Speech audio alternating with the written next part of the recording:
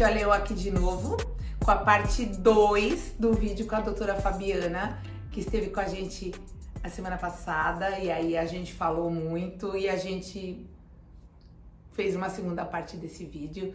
Eu espero que vocês gostem muito, porque o 1 já foi incrível, o 2 também tá incrível, e então vamos lá pro Zoom conversar com ela.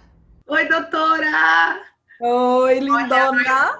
Olha nós aqui de novo. Olha nós aqui outra vez. Continuando o nosso papo, que estava muito bom, como eu disse no vídeo anterior, né? A gente, nossa, daria muitas partes de vídeo. Hoje a gente vai falar coisas legais, já falamos, mas acho que a gente vai ter que se encontrar muitas vezes, porque tem muita coisa para falar sobre câncer de mama, né? Então, vamos lá. Eu queria te perguntar, já que você é uma cirurgiã, né? Que esse é o que você gosta, né, de fazer. Adoro. Então, você falou no outro vídeo. Eu vejo também que há muita dúvida em relação a por que eu fiz cirurgia antes e você primeiro vai fazer a químio e fazer a cirurgia depois, né? E aí, para contemplar esse assunto de cirurgia, por que as pacientes com metástases, quando elas já descobrem com metástases, às vezes elas não fazem a cirurgia da mama, por exemplo? Então, o assunto é cirurgia! Oba! Bisturi, por favor? Bisturi, por favor. Então, vamos lá. Estou colocando aqui só uma sequência para não esquecer as respostas. Prontinho. Bom, então, a cirurgia, na verdade, é aquele momento que a gente tira o tumor, tá bem? Com o objetivo geralmente curativo, ou seja, a gente vai tirar aquilo que está visível, realmente visível. Então, a gente está enxergando, a gente vai lá e a gente tira literalmente com as mãos, tá bom? Talvez por esse motivo que eu seja tão apaixonada, porque talvez seja um momento onde eu me sinto mais fazendo a diferença na vida daquela mulher, né? Então, é aquela sensação assim que você tem, sabe quando o filho chega e fala assim, ai, mamãe, tô com dor de barriga, e aí você faz uma massagenzinha e ele fala, melhorou, né?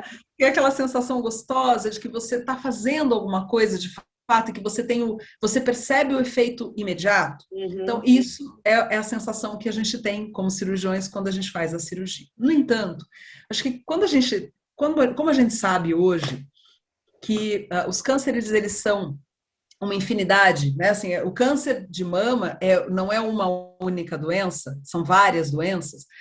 A gente tem que parar e pensar da seguinte forma: qual é a paciente que eu de fato tenho que operar? Qual é a melhor cirurgia para essa paciente? E qual o melhor momento para a cirurgia? Olha, são 3 coisas super importantes da gente pensar. Então, primeira coisa delas. Primeiro, eu vou de fato estar fazendo bem para essa paciente, porque uma coisa é falar que eu adoro operar. Outra coisa é eu falar, mas isso traz benefício para a vida da minha paciente? Então, vamos lá. Primeira coisa, se a gente sabe que a gente tem vários tipos de tumor, a gente vai, primeira coisa que a gente vai fazer, a gente vai pensar, esse tipo de tumor, vale a pena eu fazer a cirurgia? Ou seja, eu vou estar beneficiando de fato a paciente se eu fizer essa cirurgia? Então, quando a gente tem a resposta, e a resposta for sim, de fato eu vou beneficiar essa paciente em tirar essa lesão, a gente faz a cirurgia e faz a cirurgia antes. Se a gente tem dúvida, ou se a gente sabe que é um determinado tipo de tumor, cujos estudos mostraram que o ideal é que você comece fazendo uma químio antes, para que depois você veja esse tumor reduzindo e faça uma cirurgia depois, a gente vai escolher fazer depois. Então, na prática, Ju, cada paciente tendo um tipo de tumor diferente é o que vai definir a jornada do momento do cirurgião para aquela paciente. Então, quando que a gente começa operando? Quando essa paciente tem um tumor pequeno, mas que não seja a um tipo de tumor que tenha grande benefício com quimioterapia. Antigamente a gente tinha assim, todos os tumores com menos de 3 centímetros ou menos de 5, a gente operava, mas hoje não, hoje mudou demais. Então tem 2 tipos de tumor, então são aquelas pacientes que têm tumor triplo negativo ou HER2 positivo, então aqui entrando já um pouquinho no sobrenome do tumor, que essas pacientes, dependendo do tamanho desse tumor, pode ser que ele seja pequeno, que eu conseguisse até operar de cara, mas hoje eu sei que vale a pena começar com a quimioterapia, porque depois da quimioterapia eu tenho duas trilhas diferentes. Uma, comecei com a quimio e vim para cá. Sumiu totalmente o tumor. Eu vou pôr ela nessa jornada. Ou, fiz a quimioterapia. Sumiu parcialmente o tumor. Eu vou para uma outra jornada. Então, quando isso acontece no triplo negativo e no HER2. Como a gente tem hoje drogas para que essa paciente que não teve uma resposta completa, que a gente pode somar depois da cirurgia, como é que a gente vai descobrir isso? Faz a químio, opera e checa. Se a gente começar já operando, como é que a gente vai saber se ela teria respondido ou não essa primeira aqui? Não sabe. Então, essas são as pacientes que a gente normalmente começa com a quimio. Outra paciente que a gente começa com a quimio. Aquelas pacientes que chegam para a gente com um tumor muito grande. E aí, tem um envolvimento muito importante da pele, já tem aquele edema, tem aquela casquinha de laranja, ou tem muito gânglio na axila, e esses gânglios eles estão fixos, duros, onde a gente não vai conseguir fazer uma cirurgia adequada, ou a gente vai causar tanto dano, porque a gente vai ter que tirar nervo, músculo, vaso. Então a gente começa com a químio, para aquele tumor secar um pouco, para melhorar a nossa operabilidade. É só porque facilita a nossa vida? Não.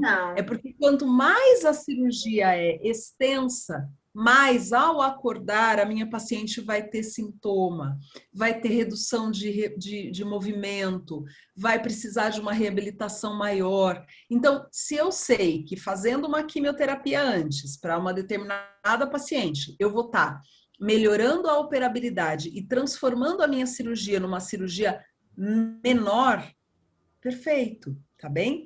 Então, essa decisão de quem faz antes ou depois é de acordo com isso. Tamanho do tumor, subtipo que essa paciente tem e essa decisão, então, do depois, tá? Para a gente colocar, para pensar para essa paciente se a gente vai ter possibilidades diferentes depois da quimio. Bom, agora, e as pacientes com doença metastática, né? Por que que a gente não opera essas pacientes?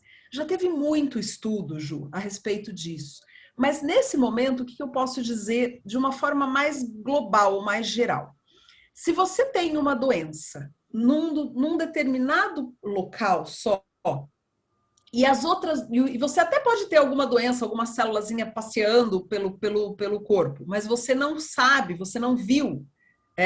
Você está tratando com uma quimioterapia, você trata cirurgicamente esse local, e com uma quimioterapia ou com tamoxifeno, o que quer que seja, você trata as célulazinhas que você acha que ela pode estar passeando pelo corpo, tá bem? Então você opera e com o medicamento você trata essas célulazinhas que elas podem estar espalhadas, mas que você não está enxergando a olho nu, tá bem?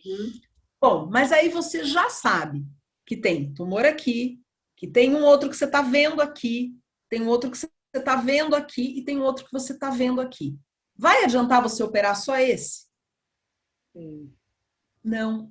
Porque o que você tem que tratar, aí já não é mais só a mama da sua paciente, você tem que tratar a pessoa, tá? Então, não adianta você virar e falar, vou operar esse tumor.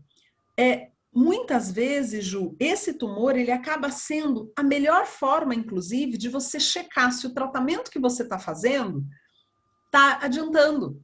Porque se você, então você vai usar esse tumor inicial da mama até como como um guia. Se ele está reduzindo ou se ele está estável, teoricamente os outros também estão. Então você está ganhando o jogo. Você está fazendo um tratamento que está sendo eficaz. No entanto, isso é para todas as pacientes? Não, a gente tem um pequeno grupo de pacientes que mesmo com doença metastática, às vezes a gente acaba operando. Quem são essas pacientes? Aquelas pacientes que têm uma evolução na mama e começam, por exemplo, a sangrar, faz uma ferida. Então, é o que a gente chama de uma cirurgia paliativa. A gente tem que paliar, a gente tem que reduzir aquele sintoma. Então, se a paciente tem uma ferida na mama, essa ferida ela não vai cicatrizar. É para a qualidade de vida dela, né? Você não vai deixar ela dela. Uhum. Exatamente. Então, você vai operar. E tem alguns trabalhos também que mostram que tem algumas pacientes que, se elas têm o tumor primário na mama, tem as doenças metastáticas, e ela já está há muito tempo com a doença estável, e ela faz algum exame, e todas as metástases ficam meio que somem, sabe? Não aparece no exame, faz um PET, não aparece. Mas a da mama tá lá, faz o próximo exame, então ninguém, não aparece mais nada, só a da mama tá lá. Talvez essa paciente, você leva para uma reunião multidisciplinar, conversa com a paciente, conversa com o oncologista, e talvez essa paciente possa ser operada. No entanto, quando daí você pensa na cirurgia, você não pode fazer uma cirurgia qualquer. Não é só ir lá e tirar um tumorzinho. Se essa paciente tinha indicação de fazer a mastectomia, é a mastectomia que tem que ser feita. Ou é o esvaziamento axilar. Então, a grande questão é, se você não vai trazer um benefício para ela, você só vai causar dano, para que fazer a cirurgia? Tá? Então, por esse motivo que a vasta maioria das pacientes com doença metastática não são operadas, porque não tem um benefício real, né?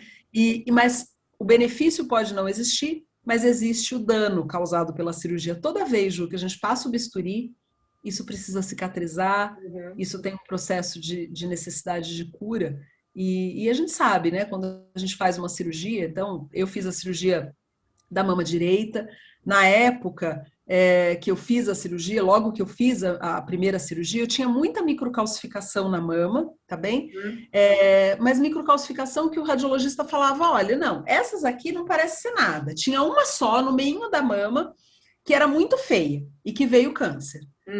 Só que as demais, a partir do momento que aquela uma veio câncer, ficou se perguntando assim, será que essas outras também não são? Sim. E aí eu falei, gente, eu não posso tirar só um pedacinho da mama e deixar tumor na mama. Eu não quero isso. Então tira a mama toda. Quando veio o resultado, e a outra mama não tinha nada. Tinha algumas também calcificações de aspecto benigno. Então tiramos a mama direita, tá? O meu marido, já tira as duas. Eu falei, não é você, né? É mim.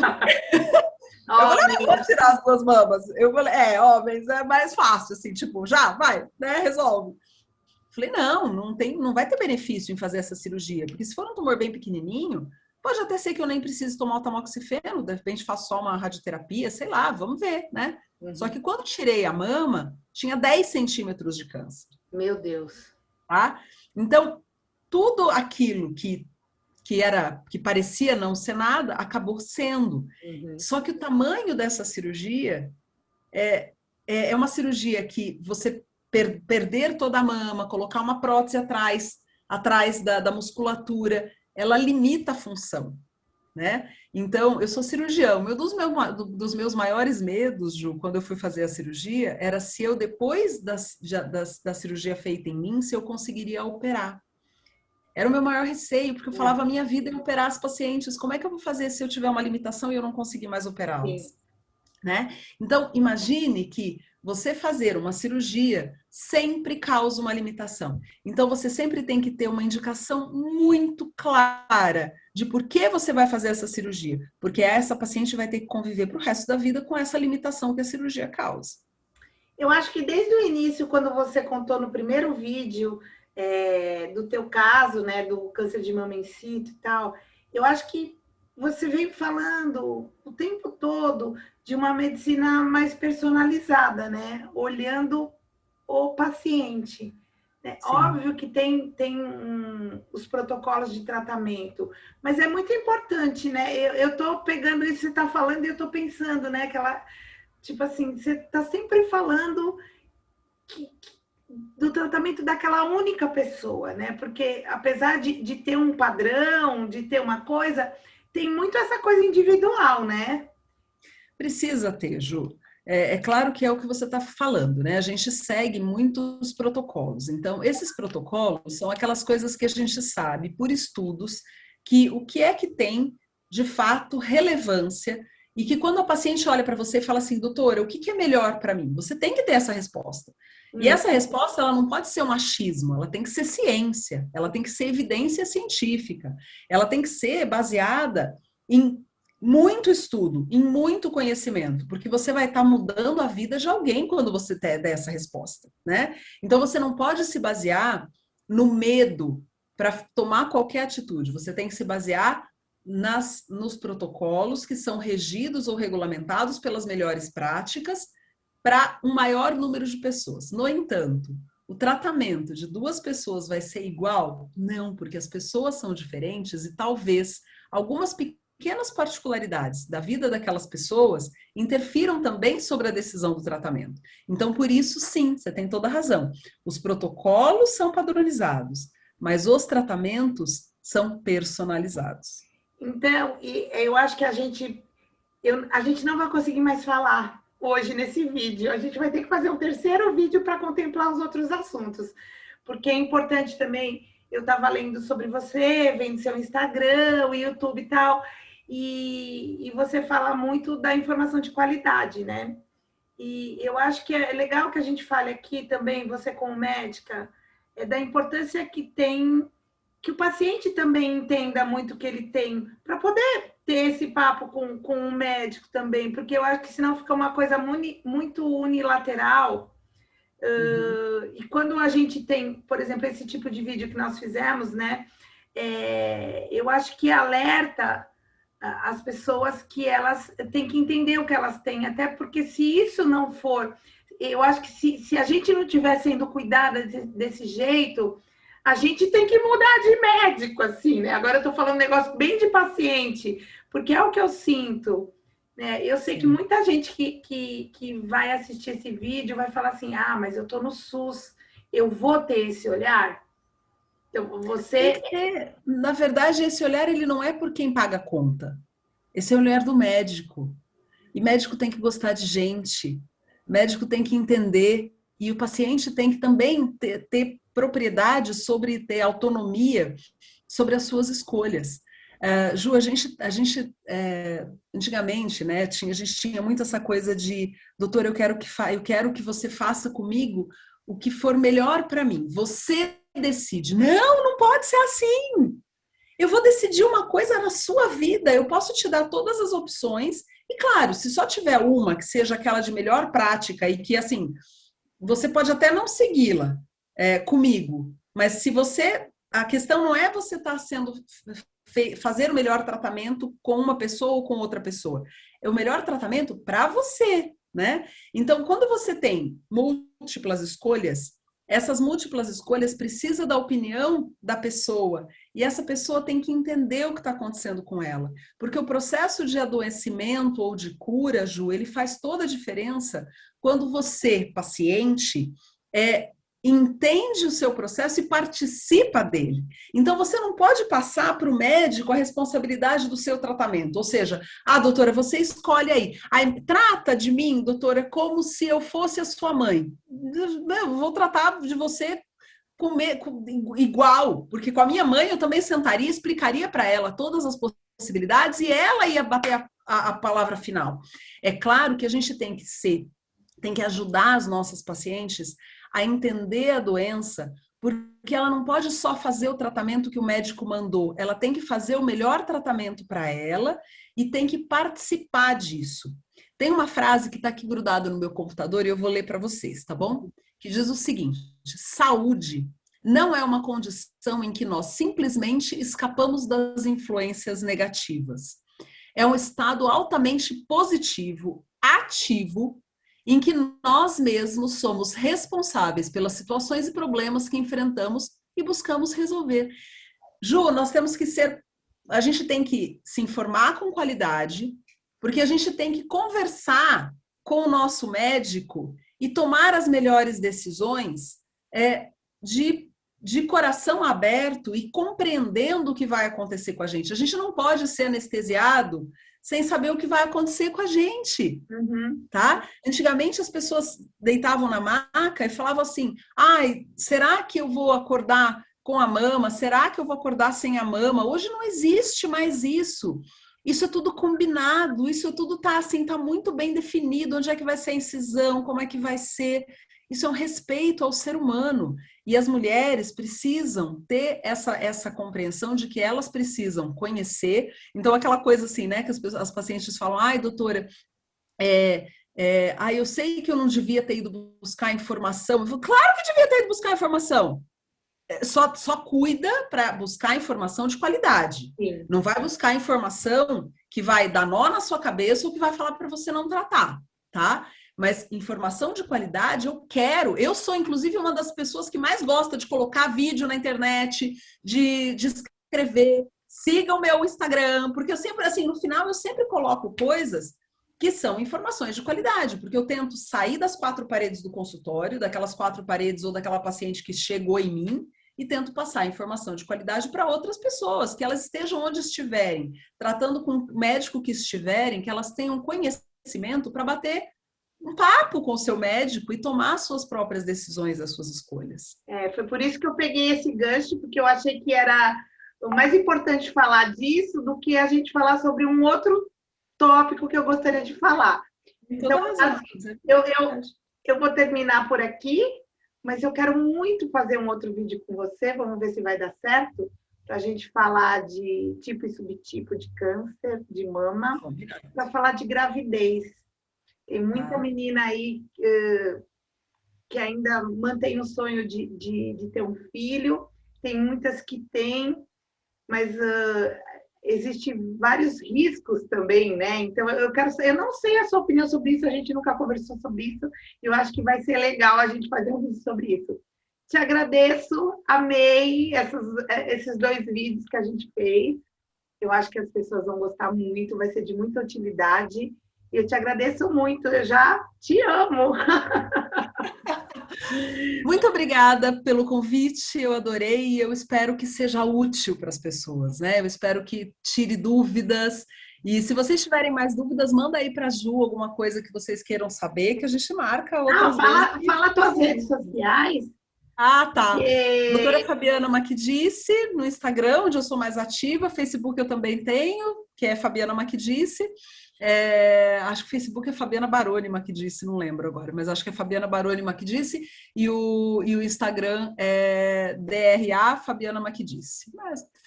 Eu deixo na descrição dos vídeos, eu deixo todas as redes sociais. Beleza. Porque se vocês tiverem alguma coisa para perguntar, já vai direto na fonte, senão eu vou ter que fazer a fonte, apesar que vai ser um prazer, né, gente? Então, se vocês tiverem dúvidas, porque é um assunto muito extenso, tem muita coisa para falar de câncer de mama, mas eu acho que a gente contemplou muita coisa importante de ser falada. Coisa legal, Ju. E eu te agradeço muito, viu? Obrigada. Sou sua fã, né? Eu sou sua. Ai, gente, eu fico toda cheia quando os médicos falam que são meus fãs. Ai, um beijo. Tchau, tchau.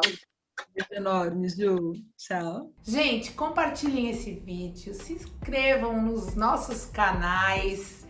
Eu vou deixar tudo descritinho, os links da doutora Fabiana. Eu espero que vocês tenham gostado muito. Se vocês tiverem dúvidas acerca de tudo isso que a gente conversou, pode ir lá nas redes sociais dela, deixar comentários, perguntas. Aqui também, se for o caso, eu passo para ela. E a gente vai ter mais doutora Fabiana aqui no canal para falar de outro assunto sobre câncer de mama em breve. Um beijo bem grandão e a gente se vê segunda-feira.